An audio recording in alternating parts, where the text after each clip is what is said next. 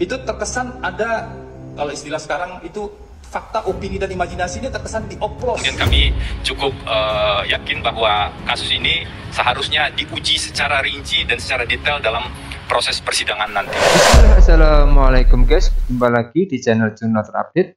Sebanyak 17 orang pengacara telah terdaftar sebagai tim hukum Sekjen PDIP Hasto Kristianto untuk menghadapi persidangan kasus Hasto. Salah satunya ex-jubir KPK Febri Diansyah juga bergabung jadi pembela dan corong Sekjen PDIP Hasto Kristianto di kasus suap. Jadi tak perlu berlama-lama, untuk lebih jelasnya langsung saja kita simak bersama-sama video ini guys. Bismillah. Hingga terkesan fakta, opini, atau bahkan imajinasi, kita nggak tahu kenapa kita sebut imajinasi, karena dasarnya nggak jelas, buktinya nggak jelas.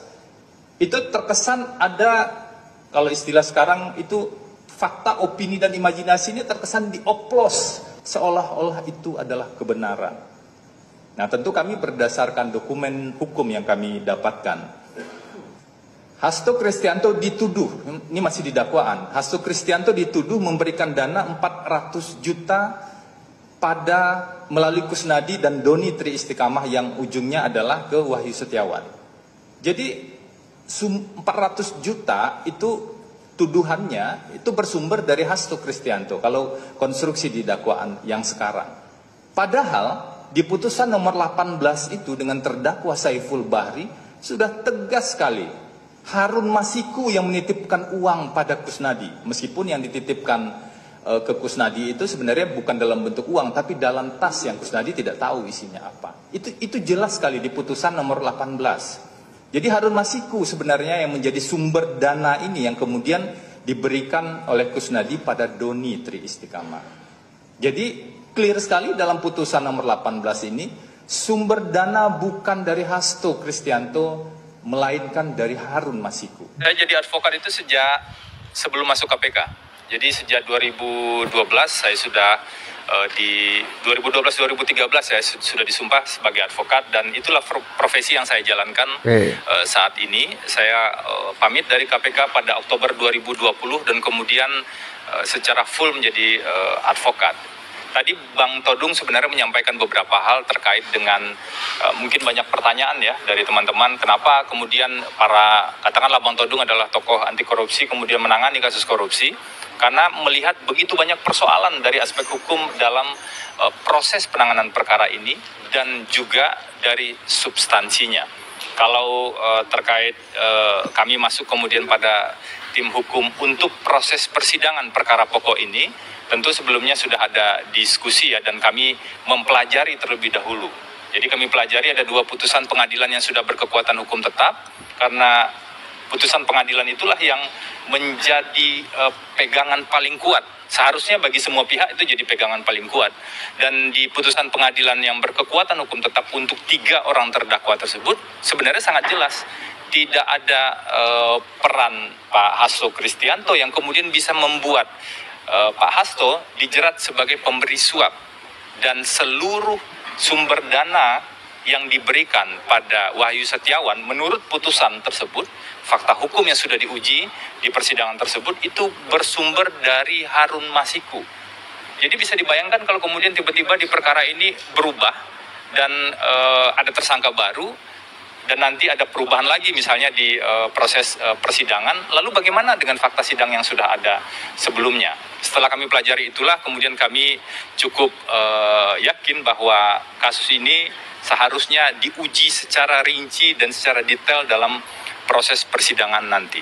Mungkin itu ya. Apa yang membuat saya risau adalah bahwa ketika begitu banyak orang tidak peduli ya, dengan langkah-langkah yang dilakukan oleh KPK ini, maka satu saat ini akan jadi presiden hukum ya, yang akan dilakukan terhadap semua orang.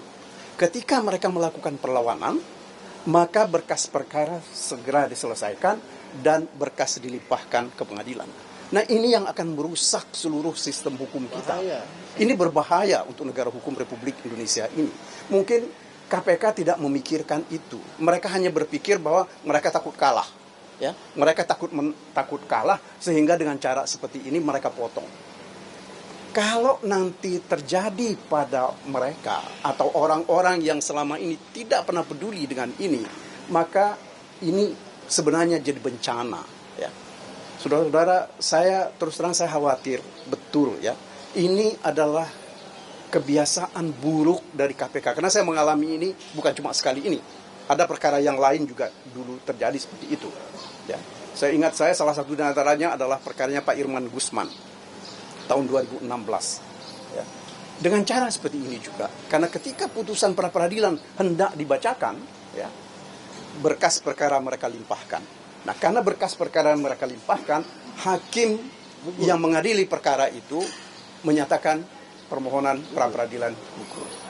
Ini juga sebenarnya yang dikehendaki oleh KPK dengan melimpahkan berkas perkara pada hari Jumat kemarin. Ya, jadi ini tolong kita cermati bersama-sama. Ini akibatnya nanti akan kita rasakan secara bersama-sama. Bahkan ini akan ditiru oleh aparat penegak hukum yang lain. Nah, kalau ini jadi jurisprudensi dan dianggap benar oleh pengadilan, maka celaka dalam penegakan hukum kita itu jadi hal yang nyata dan jadi tontonan yang buruk bagi kita semua. Saat Pak Hasto Kristianto, Sekretaris Jenderal PDI Perjuangan dibegitukan, siap-siap kita semua dibegitukan. Karena nggak mau diuji, makanya dipercepat, dilimpahkan ke pengadilan. Apa begini caranya? Itu yang penegakan hukum yang benar apa? Saat Pak Hasto Kristianto, Sekretaris Jenderal PDI Perjuangan dibegitukan, siap-siap kita semua dibegitukan. Siap-siap Bapak Ibu semua mengalami hal yang sama. Ditetapkan tersangka, mau menguji hak kita, dipercepat berkasnya. Ya. Jadi sekali lagi, yang pertama KPK telah mau menegakkan hukum dengan mengenyampingkan hukum. Yang kedua, KPK mau menegakkan hukum dengan memberangus hak asasi manusia, hak tersangka. Secara khusus mungkin nanti kita akan dinilai untuk melakukan intervensi. Tetapi dalam rapat dengan pimpinan KPK kan kita bisa menanyakan kasus-kasus lain yang ditangani seperti menangani kasusnya Mas Hasto itu apa. Kalau misalnya menghalang-halangi, kita kan bisa tanya juga. Banyak kasus kok nggak diangkat, apakah karena ini dihalang-halangi atau bagaimana? Teman-teman tahu sendirilah kasus yang muncul yang melibatkan tokoh-tokoh politik, tokoh-tokoh kementerian dan sebagainya. Ini nggak ada pergerakan gitu.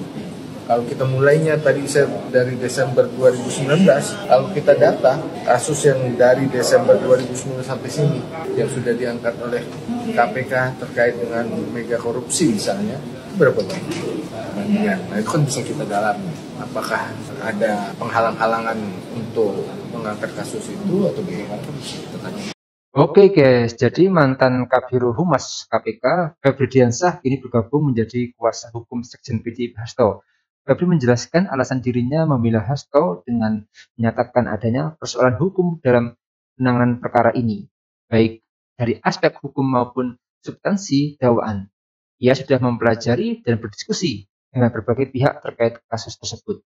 Menurutnya peran Hasto dalam kasus ini masih belum jelas, dan dia mendapat bahwa dakwaan KPK yang mengaitkan Hasto dan pemberian suap kepada mantan Komisioner KPU Wahyu Setiawan terkesan tidak berdasar atau mungkin seperti dioplos. Ada sejumlah kekeliruan dalam dakwaan Hasto, seolah-olah Hasto pernah bertemu dengan mantan Komisioner KPU Wahyu Setiawan dalam kunjungan yang tidak resmi.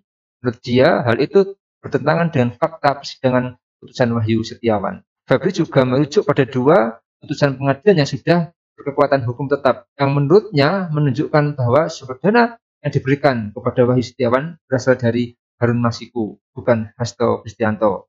Sebagai langkah selanjutnya, Febri menegaskan bahwa kasus ini harus diuji lebih lanjut secara rinci dan mendalam dalam persidangan untuk mendapatkan kejelasan, guys.